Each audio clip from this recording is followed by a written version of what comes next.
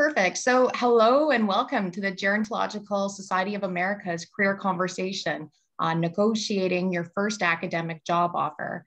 I am Dr. Juanita Donbashu, postdoctoral fellow with the Rural Dementia Action Research Team at the University of Saskatchewan. Now, before we begin today's program, I would like to provide a few logistical considerations. So please keep your audio on mute during the event and submit your questions for the panelists through the Zoom chat. Now, we invite you to view the event in Zoom speaker view. So this career conversation is being recorded and will be available after the event on the GSA website. So I'm joined today by GSA members, Dr. Patty Slatum and Dr. Wen Liu. Patty, Wen, and I are members of the GSA Career Conversations Workgroup that plans the career conversations in mentoring consultancies. GSA's Career Conversations provide a forum for an exchange of strategies and ideas to build a successful career in gerontology. All right, so have you ever wondered how to negotiate your first academic job offer? If you are on the job market and looking to secure an academic position, this career conversation is for you.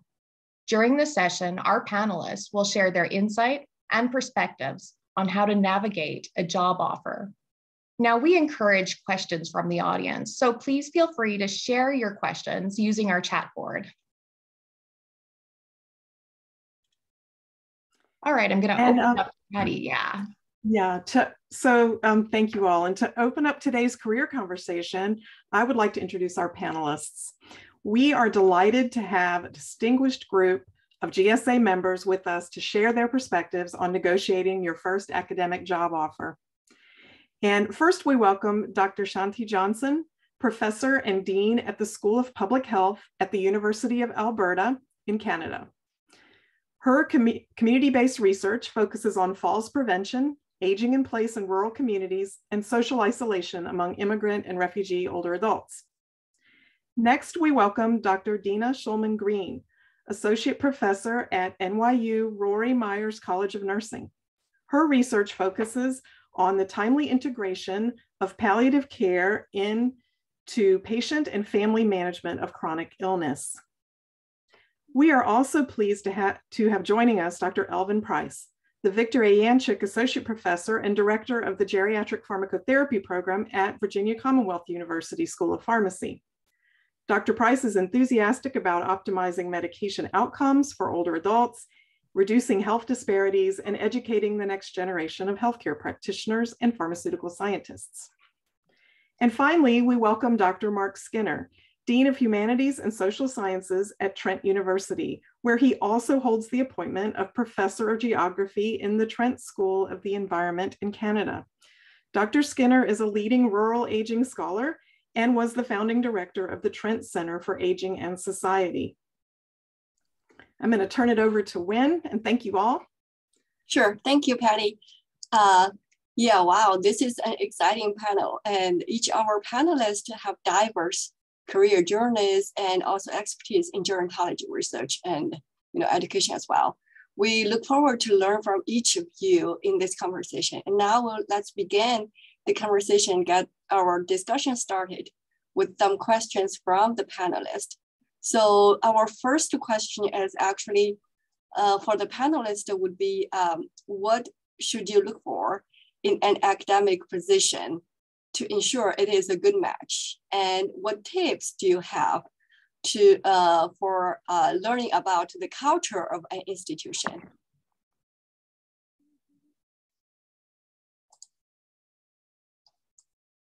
So let's get started. Dr. Johnson, do you want to kick us off? Oh, absolutely. Thank you, Juanita. That's a question we've always often wondered throughout our journey. And so here I am in Treaty 6 territory in Edmonton, Canada, which is the home of the University of Alberta, where I'm serving as the dean. But my journey didn't start here. Journey started from my early education in India. So I want to situate myself first in terms of that particular question. And I came to Canada as an international student to pursue my graduate studies. And so the negotiating the first position was absolutely intimidating because not only the fact that I didn't have a lot of career experience in Canada. Cultural context was also different in terms of how things are negotiated. So from those early days, there were two things that I always thought about in terms of that fit and the first negotiations. First is to think about what can I contribute to this particular role. There are so many things we can contribute from a disciplinary background. We've been trained from disciplines that we know, the interdisciplinary work we know, the committees and other participation engagement we've had. So think about deliberately what we can contribute in that space that is beyond your academic disciplines and beyond your publications and presentations. The second thing I always think about to ensure that fit is what will that institution, that organization offer me in my ability to learn and grow? Because growth is so important for all of us in our journey. And again, having a lens for those two things, what we can contribute from a value-based position of making meaningful contribution, and then also continuing to learn and grow and not be sort of too proud and too arrogant, and to have that humility in the journey of growth. And those are really important to me. That served me really well. And that's something that I always tell my students and other graduates to bear in mind as they seek their very first position. Perfect. So a real growth mindset. Dr. Schulman Green, would you like to go next? Yes, sure. It's a pleasure to be here with everyone. I think one of the things that I think about first is making sure that there are other faculty at the institution you're considering who are interested in what you are interested in. And so this is, of course, so that you have people that you might collaborate with, learn from, have a peer group maybe to grow up with in your time at the institution. Sometimes there aren't people who are doing exactly what you're doing, but I think if there are people in adjacent areas, that can be very stimulating to think of your work in new and different ways. And so it doesn't have to be an exact match, but people who you think that you can really learn and grow with. I also think about resources that the institution has to support your work. So things like a center in the area of interest that you have. Sometimes departments are organized in ways that have formal infrastructure to bring together people in the same areas to be able to find each other, have presentations, to start conversations with each other. I would also look at internal funding mechanisms to see if there are ways that the institution can support your work in a more practical way.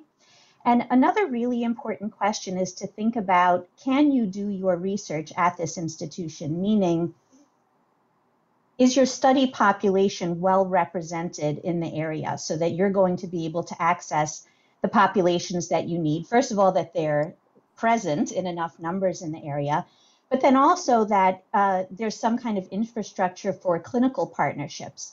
So at some institutions, there's sort of very easy relationships among schools of nursing, medicine, public health, different departments. There might even be memorandums of understanding among them. Whereas at other places, it's sort of every person for themselves, going across schools or departments. And you need to establish those relationships and sort of forge how things are going to work on your own. And so it doesn't mean that the latter wouldn't work, but you just sort of need to understand what the challenges may be as you establish those partnerships. So I would love to talk about the culture, but I think maybe other people have comments still about what makes a good fit. For sure, definitely. Dr. Price. Thank you for the opportunity to be here, and I'm excited to share this panel with the other panelists. One of the things that Dr. Shulman Green said that was a buzzword for me was peer group, and so it made me think about one of the things that you can do that can help you determine if the unit is a fit for you, the academic unit. And if there are resources there, you can ask questions about their mentoring strategy for new junior faculty. If you're a junior, it gives you some insight about the culture of the place and how you raise resilient faculty if they talk about what's their strategy for mentoring. There was this, I read a paper a few years ago about the junior faculty peer mentoring laboratory model. And so when she said the word peer group, it took me back to that junior faculty peer mentoring model. And so is the chair aware of strategies that are out there for helping to support the junior faculty that they are hiring? If there's no thought about, well, we have an informal strategy, or if there's nothing formal in place, it may be a red flag. Or there may be other opportunities for you to gain mentoring support around that particular university. So those are just some of the things that I consider. But I also think about, you need to know yourself and what your goals are for your career, because I think that I need to have a vision for myself and to continually revisit what my goals are for myself before I can assume that a department chair or a dean or others would be able to support that vision for me. If not, they're going to give a vision to me and then expect that I live up to those goals and visions. So, have an idea about what you want to do, and then we can determine if it's feasible in that particular academic unit.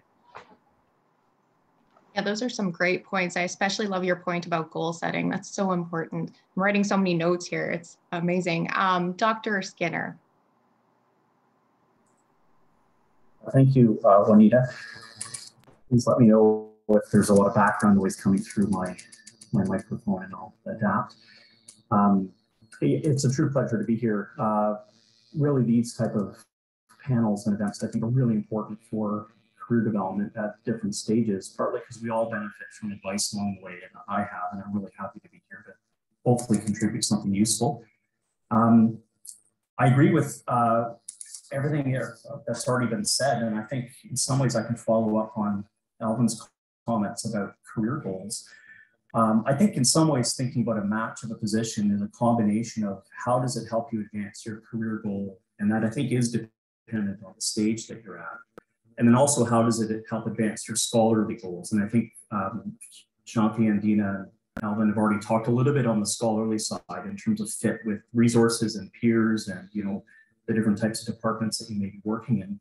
I might offer a more pragmatic comment then at the end of this part of the question, which really is, it depends on the type of academic career that you're envisioning for yourself. And I think in some cases, all things being equal, it's wonderful to have choices and be able to try to figure out where you fit in.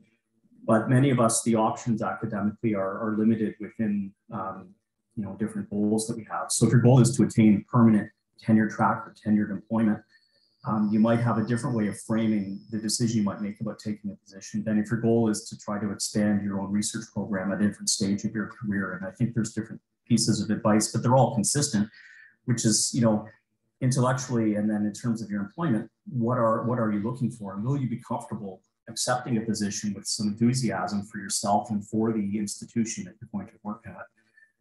And in many cases, there's questions you'll have to ask yourself about, are you interested in a more conventional tenure track research and teaching type position? Are you interested in a more professional or clinically oriented or a research oriented position? And that'll help you understand a little bit about your reference point. The one piece of advice, Juanita, I might give at this stage is a piece that I got early on, which is it's always easier to continue being competitive, for example, for tenure track, for tenured positions from a tenure track or a tenured position. And so that idea of getting your foot in the door into an academic stream somewhere, I think is an important first step to consider.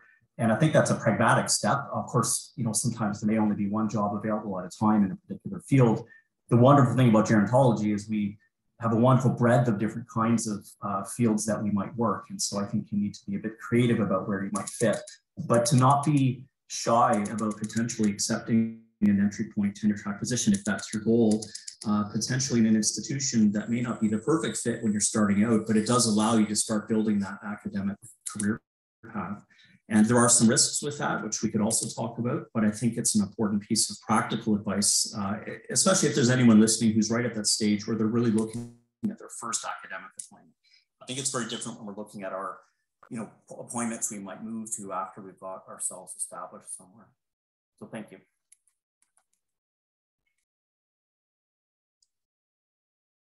Anita, you were muted. Oh, excellent. Good to know. No, these are some great points that we're going through. My list is just growing on the page here. Just to recap some of these points, the idea of, really having that growth mindset, having that peer group to work with and those resources and looking what's available for that interdisciplinary collaboration and partnerships, and then being able to set your career goals and then getting your foot in the door. Definitely so important. All right. So what advice can you share on negotiating salaries, startup funds, and/or other supports and resources? Dr. Johnson, would you like to start us off? Sure, happy to do that. Before I get to that question, I just want to make a comment about the mentorship. That's absolutely incredibly important to get wisdom from others. Formal programs such as Elvin talked about are fantastic, but not all institutions have them. And so to have sort of an open circle of mentors thinking would be really helpful to think about, can you talk to your former supervisors? Can you talk to other friends that you've built along your way, whether in the country or outside the country? And so think of that mentorship as sort of a circle as opposed to a vertical that can enrich your sort of question points and the comfort points. Having a circle is more beneficial in a way that sometimes you're not comfortable asking your immediate senior faculty a question within the school or within the faculty. It sort of removes that question or advice that you want to circle wider than the institution that you're seeking to create a better fit. So in terms of the advice on negotiating salary, startup funds, and other supports and resources, again, it's really important to do your research, because with information, there's plenty of information that is available about comparator salaries within province, state, and so on. So be prepared. That's really a really good, very important first step, to be prepared. The second is you must negotiate. You just can't take what is offered to you. When I say you must negotiate, it's not just salary. Salary is the beginning, but it can be in terms of the allocations of your responsibilities or time for sort of growing your research program in year one. So think about it again broadly in terms of what we need. And again, Elvis's point about mentorship. Really ask that question, would there be mentorship within in the getting your early start? And that could be negotiated as part of the settlement for the early negotiation of salary, startup fund, and other support and resources as well in the space. Yeah, that's super helpful, especially the startup funds and the circle. I love that idea. Dr. Shulman Green, would you like to go next?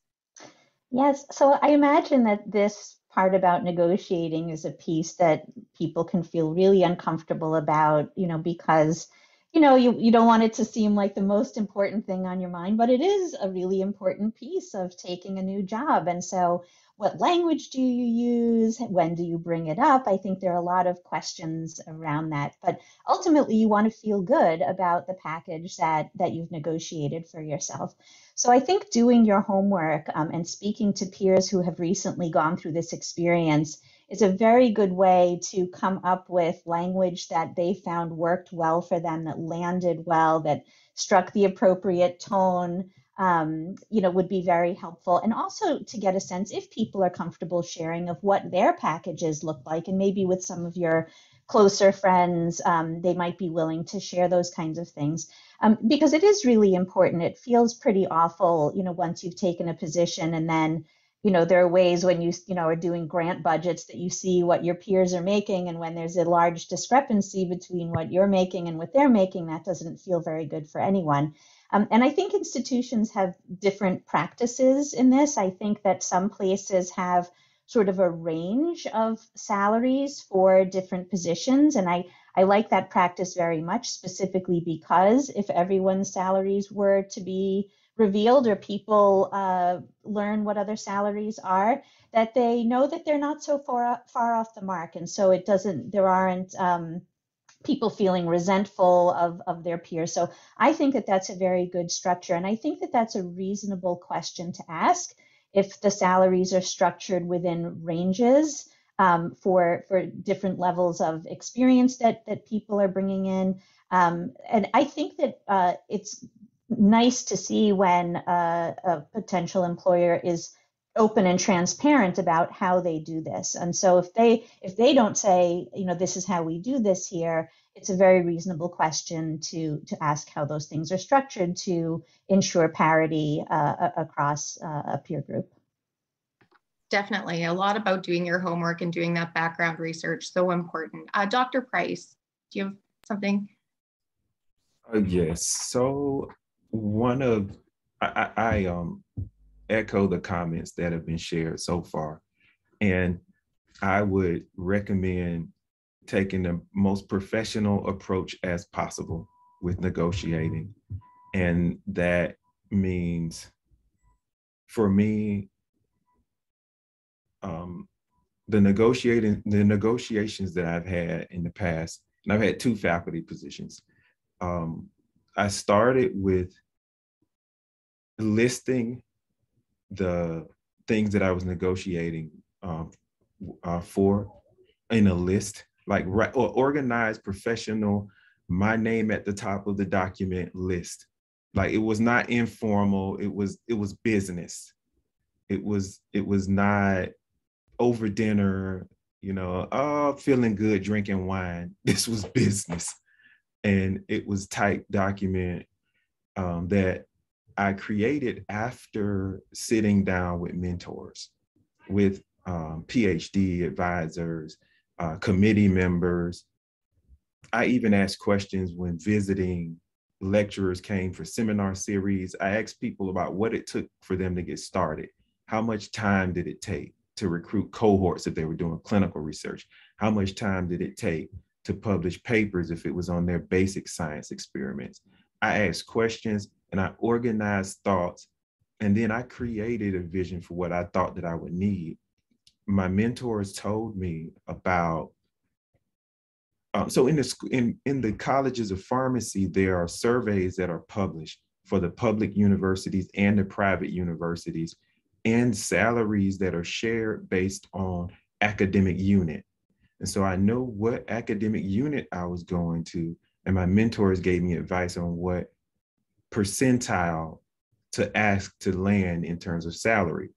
So if that university, your university may have a policy of hoping that the faculty are within the 50th percentile for your department, or the 75th percentile, whatever that percentile is, I knew what that was, and I was prepared to ask for that salary plus the average raise that they received the year before.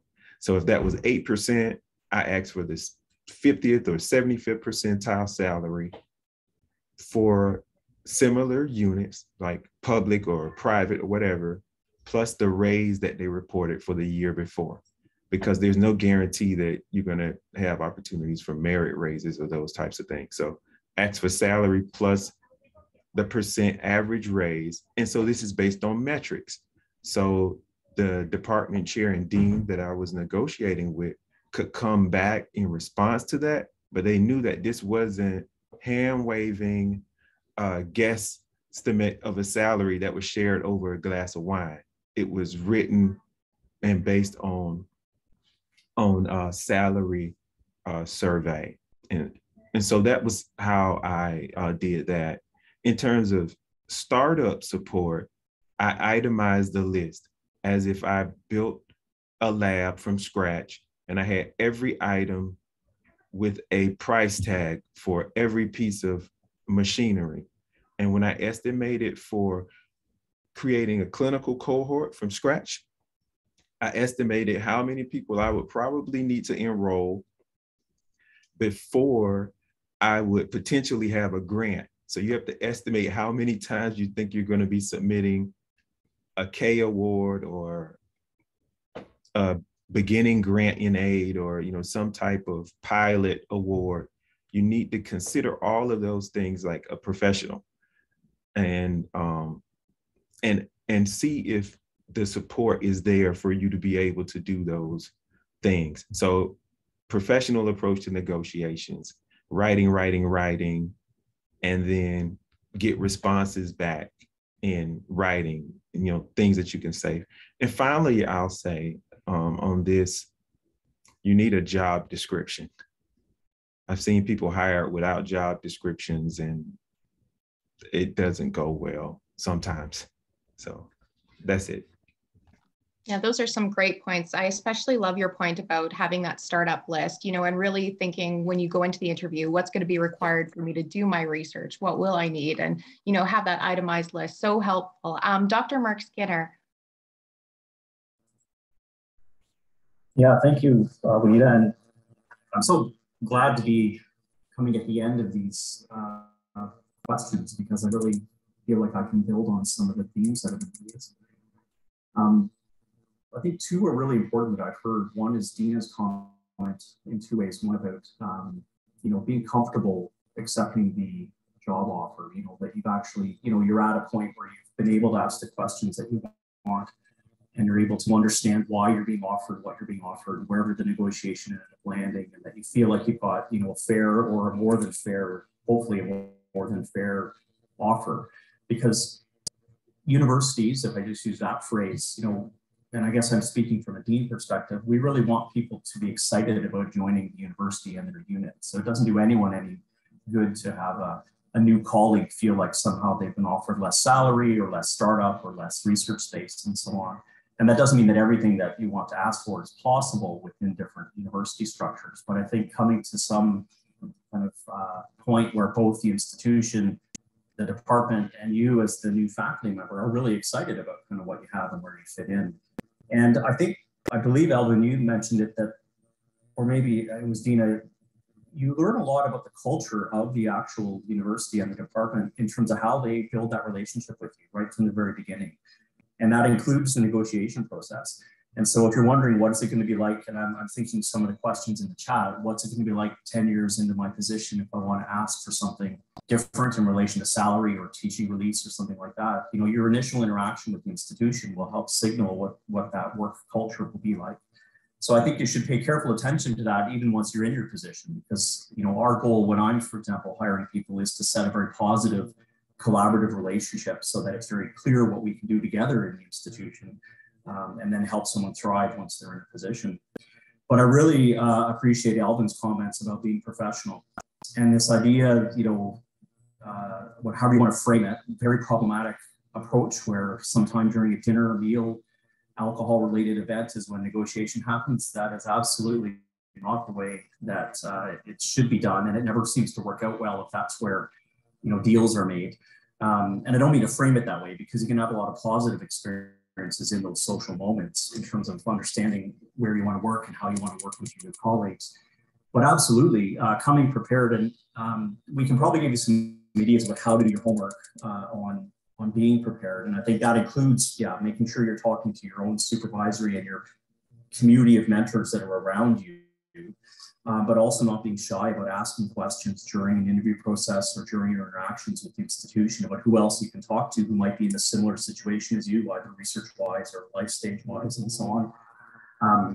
And I might reinforce this idea of having your sort of list in mind, because one of the pieces of advice I would give anyone, think of a negotiation as also building a relationship. So there'll be things you negotiate, and I think Elvin's correct. You need to have your list, and sometimes you need to ask a little bit above, because a negotiation may have you meet somewhere in the middle, and that's sort of a normal kind of process.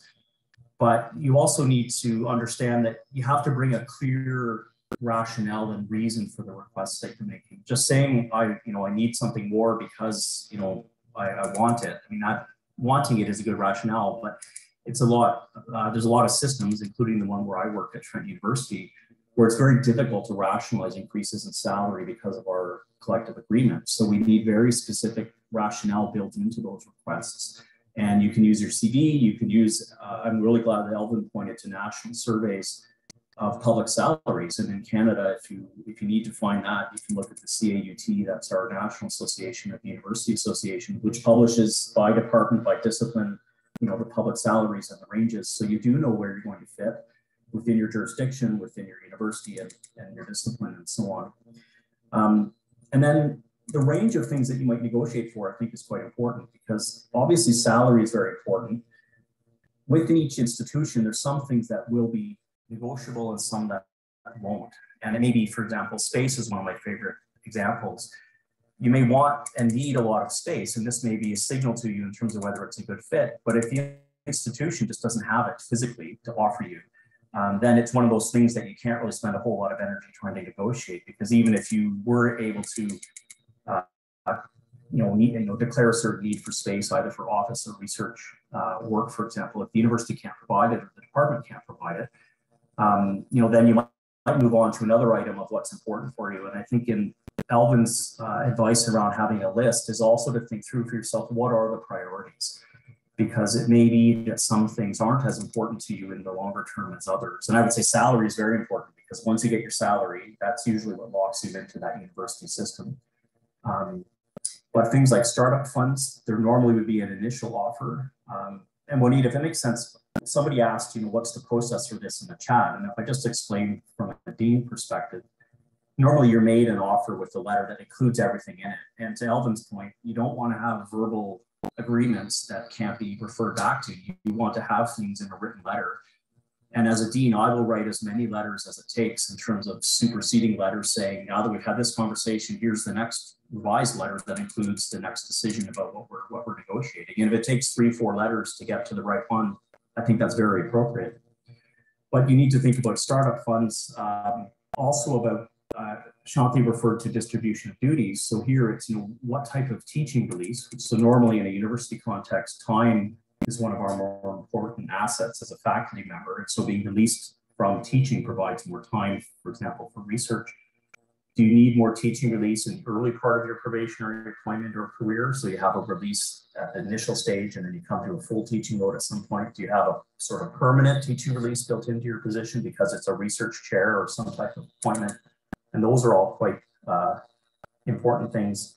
The other thing not to be shy about thinking about is your own personal circumstances in relation to negotiating. So are you in a current position that has contractual commitments where the start date might have to be negotiated? And one of the things to think here is you're also continuing those relationships with your previous institution. So if one institution is really pushing you, to use a phrase, to burn a bunch of bridges by leaving without, the proper way to tie things off, if you think about a research program, that signals to you potentially the kind of relationship you may have with that new institution.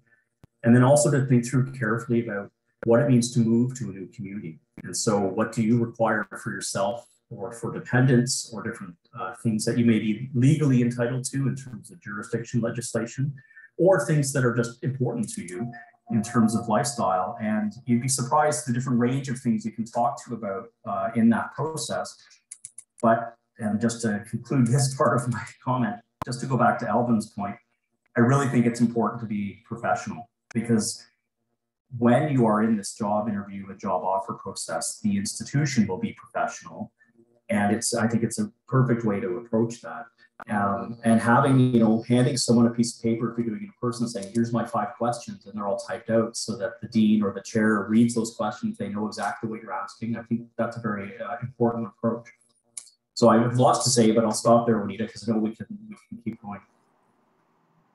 Perfect. I'm seeing a lot of great questions coming up in the chat too. So we'll just move right along to our third question. We're thinking about, maybe while we're talking about negotiation, there was a couple of things that came up in the chat that we haven't quite talked about. And one of them was how in tenure track, we have this idea of negotiation, but what about these non-tenure track positions? If you're going into a research position or a teaching position, does the same kind of factors get negotiated?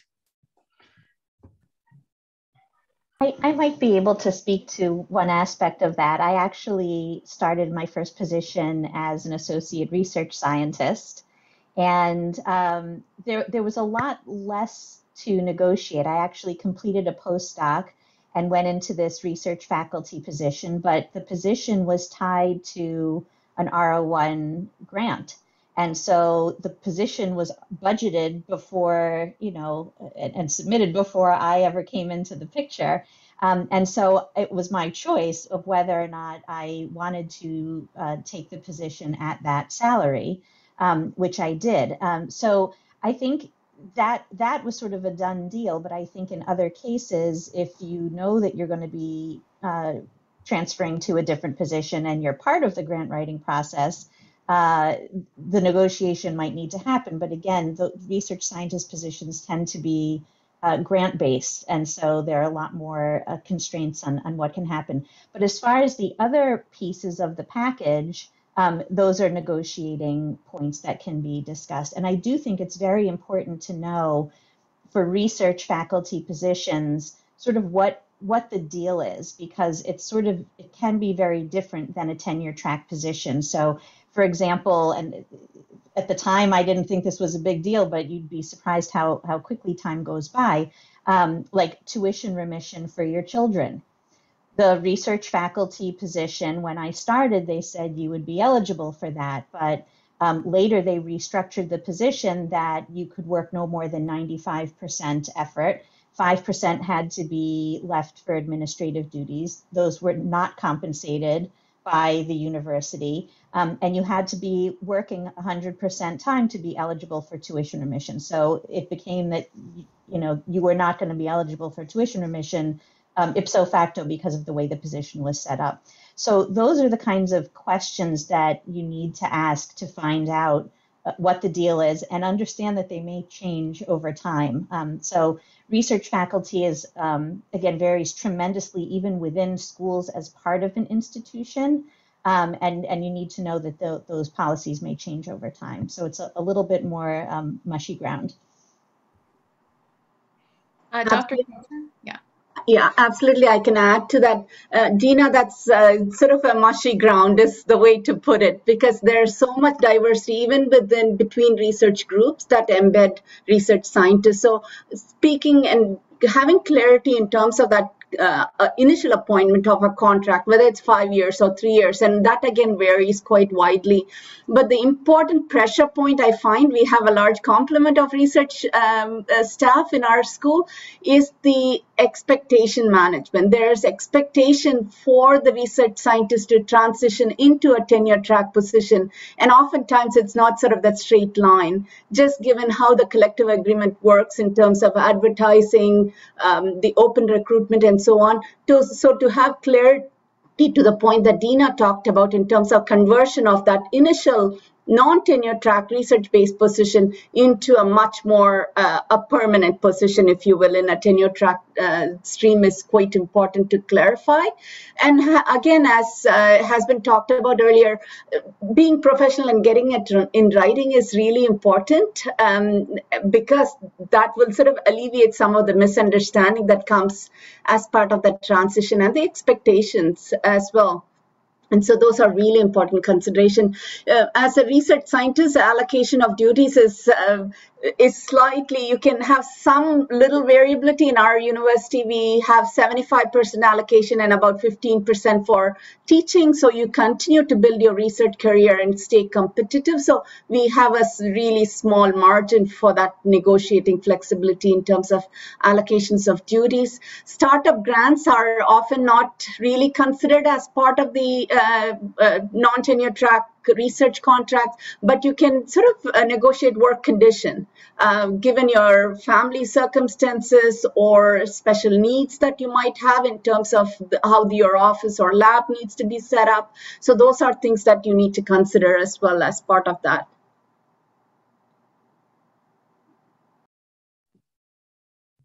Perfect. Dr. Price, do you have anything you'd like to add? Sure. And I guess I can say that I have seen non-tenure track faculty successfully negotiate for startup, and that I've seen that for research track faculty and for clinical track faculty. And I think that it's important to negotiate for support for the things that you are interested in doing if you're on that. If you're not on tenure track, it's just as important. So I've seen clinical faculty receive in contractual accounts or in personal accounts support for hiring students, like as research assistants, or to support student travel for conferences, or to support their personal travel for conferences, for professional development, presenting research, or for different career development opportunities. So those things are important, and it helps if you can negotiate for those up front. And I also just think about the clinical track faculty with especially in the clinical careers, you really have to think about the negotiating for your clinical coverage time, like what that means, and also your teaching time, and what it means to have prep time for lectures, and what it also means to have time for coordinating courses, administering exams, and balancing those things. Sometimes that's taken for granted, in my opinion, for the clinical track faculty. And it may take 9 hours or 10 hours or 5 hours to prepare a single hour of lecture. And, that is something that we have to consider. And so all of that goes in the negotiations and also gives you insight on the culture of the unit that you're going to work in. So. Yeah, these are some great points. Dr. Mark Skinner. Maybe just quickly, I'll follow up Alvin's comment that oftentimes in what we might refer to as the limited term faculty appointments, the tenure stream, oftentimes these are designed to play particular roles within departments or units. And so I think one of the things to consider is, whether the chair of the department, this may be a situation where it's actually the unit that also needs to advocate for the importance of providing, startup or different types of equipment type situations for limited term faculty. And the reason I'm saying that is sometimes, here we're talking about negotiating your first job as an individual, but there are times, I guess as everyone's already mentioned, you're fitting into a peer group, but you're also fitting into a unit that has its strategic priorities. And if one of those strategic priorities requires the support of limited term faculty in terms of research startup, that's a good example of the kind of homework you can do, also the kinds of questions you can ask when you're in an interview with the department or with the chair.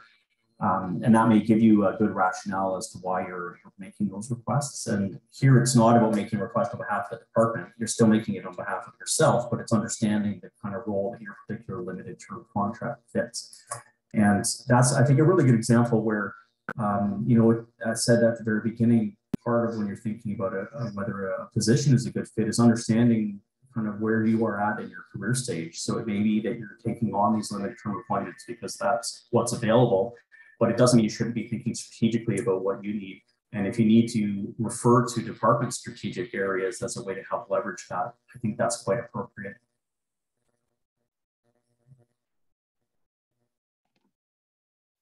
Yeah, for sure, definitely. Patty, maybe we'll keep going with the question board here. I see there's so many questions. I know everyone's so interested in learning more from our amazing panelists today. So let's keep this going. Okay, we have another question we've touched on, but maybe haven't talked about in depth, and that is the only opportunity for this negotiation at the start of a new role, or can that negotiation continue or change after you've been in a position? And I think the question is related to whether the times of your academic promotion and the times of your starting a job, are they the only times that these negotiations can realistically take place?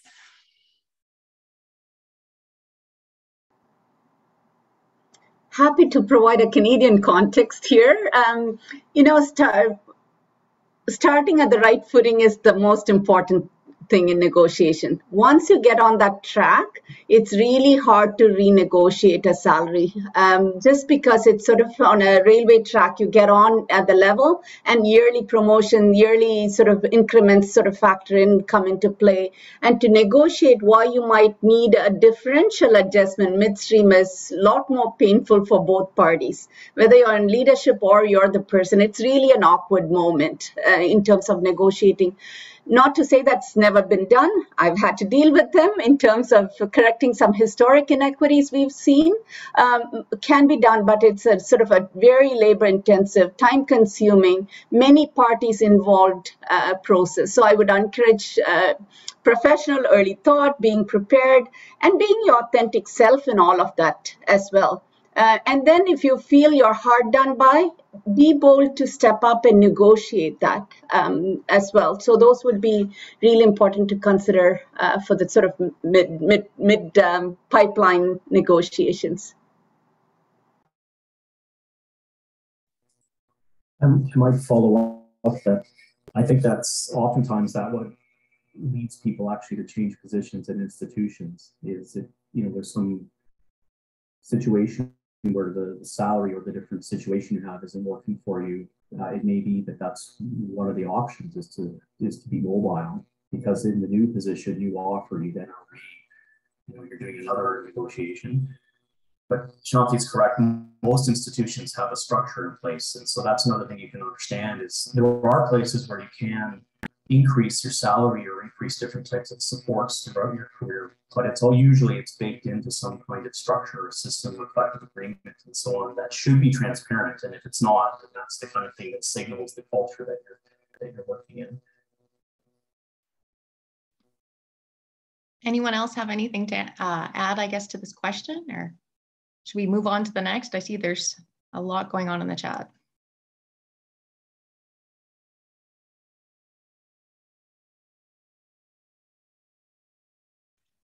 So I will just say one other question that seems to be in the chat that maybe we could summarize at this point as we get to the time of closing up this this career conversation. It seems like we could spend a lot more time than we've been able to spend, but it's really about the breadth of things that we might think about being in the negotiation. We talked about time and space and equipment resources and professional development opportunities.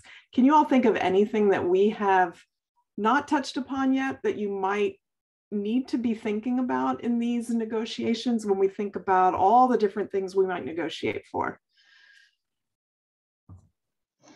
Well, I can add that some of those things might be location specific. I know that for faculty at NYU, housing is an issue, and there is a benefit where there is the option for subsidized housing. There's also transportation benefits that we think about. We have a lot of commuter faculty who, you know, for whatever reason, opt not to live in the city or just come and stay in a hotel or, you know, wherever for the days that they're going to be on campus. And so I would think about, are there things particular to the institution that you're considering that that would need to be part of the negotiation? And that relocation package is often articulated in the agreements, and that's sort of public information. But again, that is need to be negotiated. Sometimes if you're local, you can cross-negotiate that. Given that you don't have moving expense and all of that, can that be part of your startup or something else that you can ask? And so again, you have to be innovative in the thinking of what you need and make it customized to your ensuring your own success in your professional and personal journey.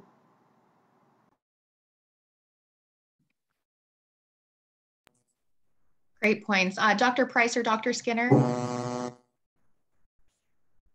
ahead, Alvin, if you have a comment. Sure. I think that one of the things that could give you some ideas about additional things to negotiate for is evaluate the metrics for success in the particular unit, So if they have a P&T document that's available and you can read about what's expected for tenure track faculty and what's expected for clinical track faculty and what the metrics are for evaluation, it can give you an idea about what you would need to hit those highest levels of those metrics. And I think that gives you some ideas about what additional things you can request in your negotiation. So if it requires being the coordinator of 2 courses and you can't coordinate 2 courses and get all of the other things done that you're attempting to do, it sets you up to be in a place where you can never get the highest evaluation if that is not something that you can't work out in the beginning. So, try to get as much information as possible and then use that to inform some of the things that you are requesting or that you think that you need to be successful. Dr. Skinner, want to add one last point? Sure. Well, one, I think that's great advice. It may not be a negotiating item, but I certainly think you need to look at other aspects of the position, including pension and benefits. So not to forget, especially if it's the first time you're getting an offer from an institution, there may be things you can opt into, or there may be things that make you feel like it's a better fit because of what's available on the human resources side of things. And I think that goes along with what Elvin has said about trying to find out if there's tenure and promotion criteria. Most institutions have a lot of publicly, and if it's not publicly available, you can certainly ask to see, what the different documents and frameworks are. And one that I might point to everyone is, a lot of institutions are going through some major task force on things like equity, diversity, inclusion, indigenization, and so on. And I think if you are able to review where institutions are at in relation to those types of that type of work and the commitments that the institutions are declaring publicly, it does give you a signal as to kind of culture that you may be joining. And even in any particular era, there's a number of documents. If you think through a provost or a president's or vice chancellor's type website portal, you'll probably find a number of things that really help you understand kind of what that institution is all about. And I really like Alvin's suggestion that sometimes those documents give you the vocabulary that you can use to think about what you might be able to ask for in the context of whatever that institution is or the location, for example. So Peterborough, Nagojinwinong, where I'm located, a very different sort of mid-sized city rural region than you might find at NYU that Dina talked about, but there may be equally important commuting resources that you're able to identify in these kinds of situations. Perfect, for sure. So I know we're getting close to our time crunch here and questions still keep coming up. This is just such a, it's such an interesting and necessary topic. But to bring our session to a close today, we have asked each of our panelists to share a top tip or a pearl of wisdom about negotiating your first academic job offer. So let's get started with Dr. Johnson. Sure, thanks, Vanita. My advice would be, while it might be quite intimidating to negotiate your first offer, you must be prepared with some background research and be authentic in presenting a strong case. For sure, definitely. Next, Dr. Shulman Green. Yes, my tip would be to do your homework on an institution. When you go into an interview with a faculty panel and they ask questions like, who would you like to collaborate with, or how would your work fit into the programs of research that are going on at our institution, or what resources at the school are you interested in being a part of or contributing to, and you don't know, it's very clear that, you just haven't taken the time to really learn about the place. And so it makes it seem like you're not quite as interested, or you didn't want to put the time into preparing. It's so impressive when someone comes in and has questions about, a particular group or a particular center, and you can really see their enthusiasm for the institution, and it just sets a tone in a much different way. So make sure that you do your homework. You can keep notes with you. You can ask questions. It doesn't need to be like a prepared, remarks or anything like that. But do your homework, do the respect to the institution that to show that you're really very interested and want to be a part of it. For sure. And a couple of minutes left. Dr. Price. Put your best professional foot forward. It's like give it your very best to prepare so that you walk in knowledgeable and that you are focused and you're evaluating the good and the bad in a particular, well, I don't want to say bad. You're evaluating the good and the challenging things that may exist in a particular unit that you are applying for. For sure. And lastly, Dr. Skinner. So the last thing I'll add is don't be afraid to make the most of what the particular institution or university can provide for you when you're establishing your career in a new position. And what I'm referring to here is every institution has different opportunities and different constraints. And I think you can always find a way, if you're really excited and your gut tells you this is the job you want and the people you want to work with, you can find ways to make things work for you. And doing your homework, as everyone has said, helps you identify what those things are. So not to be shy, and certainly in terms of what has been said before, is you absolutely have to ask questions and negotiate when you're doing your job offer, because oftentimes this may be the only opportunity you have, and it's actually going to be expected. And that's the last thing I'll say, is that institutions, deans, chairs, they're expecting you to come with questions about negotiating, and to not do so might seem actually fairly strange to an interview panel or to a dean. For sure, definitely. Thank you all for the great discussion. As we get close with our conversation today, we encourage all of our audience to connect with your peer or your mentor before and during your search of an academic job, and then to take advantages of existing resources at the GSA website. And we'll post this recording to the GSA website as well. And I see Patty have posted some links that will be providing some tips and examples to support your job search and negotiation in the chat. And I also see some questions popping up that we don't have a chance to answer. Patty, will they be answered somewhere on the website later on? We may be able to answer them on the website or start a conversation on the GSA Connect. We will certainly have the opportunity to dig deeper into this topic as well, I think, with upcoming career conversations, as there's so much interest. We'll have some mentoring consultancies and other events coming up that we can dig deeper.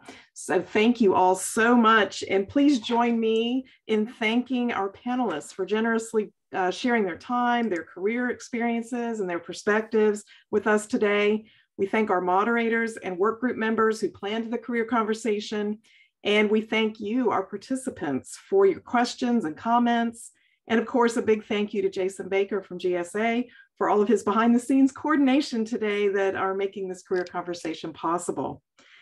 Immediately after, within today, I think for sure, you'll be receiving a brief survey follow-up of this event for you to provide feedback and help us plan the future career conversations. And we'll include the links along with that that we shared today to other resources on the GSA website that you can use. And I think on this feedback sheet, we only are asking for 3 questions. So if you could take a moment to take a look at those, they do help us in planning the next events. And if we need another one on negotiation, please let us know. And enjoy the rest of your day, and thank you all. Thank you.